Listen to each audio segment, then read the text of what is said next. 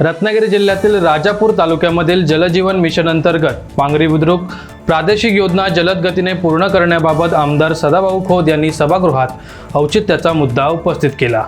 पाहूया। सभापती महोदय, रत्नागिरी जिल्ह्यामधील राजापूर तालुक्यातील पांगरी बुद्रुक धरणावर या परिसरातील 14 गावांना पाणी पुरवठा करण्यासाठी जलजीवन मिशन अंतर्गत पांगरी बुद्रुक प्रादेशिक नळ पाणी योजना मंजूर आहे। सदर योजनेला मंजूर होऊन जवळपास 4 वर्षे झाली असताना देखील अजूनही त्या गावांना या योजनेमधून पाणी मिळालेलं नाही। माहे फेब्रुवारीपासून या गावांना पाण्याची टंचाई निर्माण होते।